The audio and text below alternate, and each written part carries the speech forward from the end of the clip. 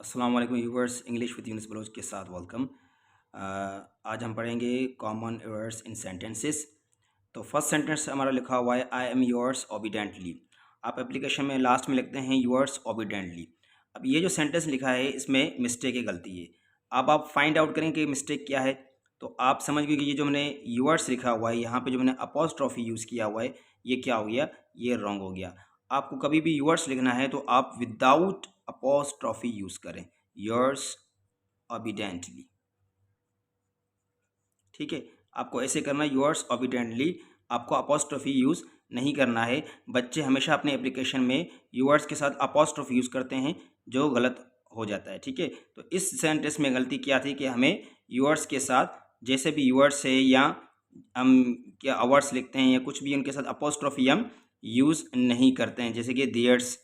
तो आप इनके साथ अपॉस्ट्रोफी यूज़ नहीं कर सकते, रॉन्ग हो जाएगा। ठीक है, नेक्स्ट सेंटेंस देखें।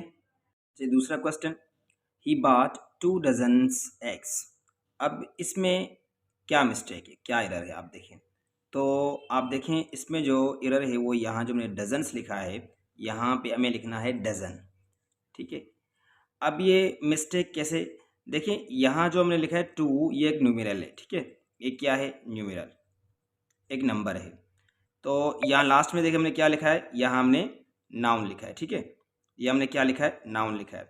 तो कभी भी लास्ट में नाउन, उसके बाद एक ऐसा नाउन, ये भी नाउन है, इसको यूनिट नाउन कहते हैं। ठीक है, तो और एक नंबर मिला है आपको, तो जब भी नंबर आ जाए तो नंबर के बाद यहाँ जो भी नाउन लिखा होता है वो सिंगुलर लिखना चाहिए। हमें क्या लिखना चाहिए, सिंगुलर।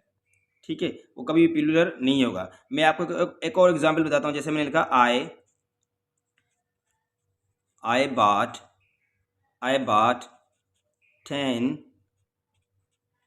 Inches pipe.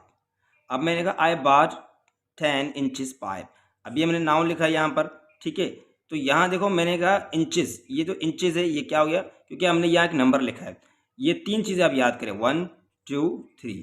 ये नाउन आ गया, यहाँ भी आपका नाउन है, यूनिट नाउन जिसको कहते हैं, और यहाँ पे आपको नंबर आ गया। ये नंबर क्या होता है, ये डेफिनेट नंबर होता है। ठीक है, पता होता है कितने, ये डेफिनेट नंबर है। यहाँ ये जो नंबर है इसके बाद जो आप नाउन इस्तेमाल करेंगे वो क्या होगा, वो सिंगुलर होगा। तो यहाँ पे आपको ना 10 इंच पाइप इस्तेमाल करना पड़ेगा, इंचेस नहीं करना पड़ेगा। ठीक है, जैसे कि मैंने एक और सेंटेंस लिखूँ आपको, देखें आई सा आ 5 फीट स्नेक। अब ये जाहिर है ये फीट, ये क्या प्लूरल है, मुझे यहाँ पे क्या लिखना है, फुट लिखना है। ठीक है, आई सा अ 5 फुट स्नेक। तो यहाँ आपको ये याद करना है कि ये नाउन है और यहाँ जो न्यूमेरल है, न्यूमेरल नंबर, डेफिनेट नंबर, तो इसके बीच में जो आप नाउन यूज़ करेंगे ना वो हमेशा क्या होते हैं, वो सिंगुलर होते हैं। ठीक है, एक और लास्ट सेंटेंस देखिए आप। जैसे कि आई have 10 rupees note. I have 10 rupees note. तो मैंने कहा आई हैव 10 रुपीज़ नोट, तो यहाँ पे जो क्या मुझे क्या लिखना है, 10 रुपी लिखना है, 10 रुपी नोट। ठीक है, तो ये फिर ये याद करना है, ये नंबर, ये नाउन हमेशा क्या होगा, ये सिंगुलर होगा। तो इस तरह के ये मिस्टेक आपको पेपर में अक्सर आएंगे। अच्छा, मैं थोड़ा ये एक्सप्लेन करूँ। जैसे कि मैंने लिखा, आप ये जुमला, आप ये सेंटेंस ये बताएं कि ये सही है या गलत। आई हैव 10 रुपीज़। अब ये जो मैंने सेंटेंस लिखा है आई हैव 10 रुपीज़, ये क्या हो गया, ये करेक्ट हो गया, क्योंकि इसके बाद हमने जो नाउन वगैरह या कुछ नहीं लिखा है। नंबर तो हमने लिखा है लेकिन हमने नाउन वगैरह कुछ भी नहीं लिखा है, तो ये क्या हो गया, यहाँ पे करेक्ट हो गया। लेकिन ये इतना, इस तरह के क्वेश्चन इतने आसान नहीं होते हैं। जैसे कि मैं एक और सेंटेंस लिखूँ आपको समझाने के लिए। आई हैव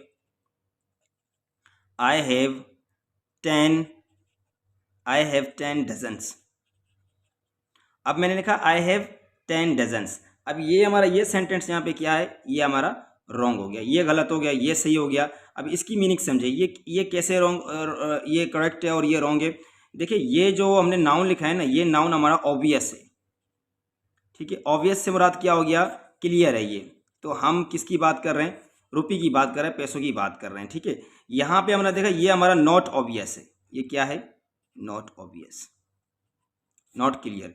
तो हम जो आई हैव 10 डजन्स, तो मैं कह रहा हूँ मेरे पास 10 दर्जन है। 10 दर्जन में किसकी बात कर रहा हूँ मैं, 10 दर्जन एक्स बोलूँ या मैं ऑरेंजेस कहूँ, ठीक है, तो या मैं बनानास, क्या मैं क्या कहूँ, यहाँ पे तो क्लियर नहीं है। लेकिन यहाँ पे 10 रुपीज़, तो ज़ाहिर है 10 रुपीज़ किसको कितने क्या है, ठीक है। मैं ये हमारा क्या हो गया, ये करेक्ट हो गया, ठीक है। लेकिन यहाँ पे हमारा ये क्या हो गया, ये गलत हो गया। तो इसको भी हमें समझना चाहिए कि अगर ऐसे नाउन जो ऑब्वियस हैं तो उनसे प्लूरल आ जाएगा, ठीक है। लेकिन अगर ऐसे जो ऑब्वियस नहीं है, उनके साथ क्लियर नहीं है, उनके साथ हम प्लूरल नहीं दे सकते हैं, ठीक है।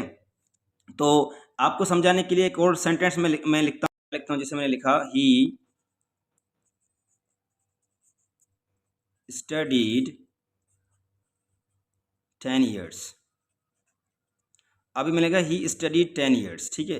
तो अभी आप ये बताएं, जो ही स्टडी 10 years है, सही है या गलत है? तो ये क्या हो गया, करेक्ट हो गया। क्यों? क्योंकि ईयर तो क्लियर है ना, हमें ये पता है कि ईयर हम साल के बारे में बात कर रहे हैं, ठीक है। तो अगर मैं ऐसे कहूँ कि आई हैव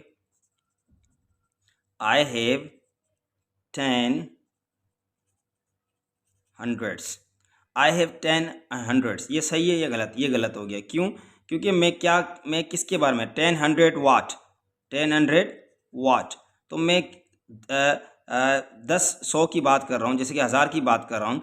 तो मैं किस चीज़ की बात कर रहा हूँ? I have 10 100 cows, I have 10 100 rupees, I have 10 100 friends. तो मैं फ्रेंड्स के बारे में लिखूँ, या मेरे पास अगर को एनिमल वगैरह में उसके बारे में लिखूँ, या मैं बुक्स के बारे में लिखूँ, तो ये क्लियर नहीं है। जहाँ क्लियर नहीं होता है फिर आप वहाँ एस यूज़ नहीं कर सकते। आई हैव 10 100, ये ऐसा सही होगा।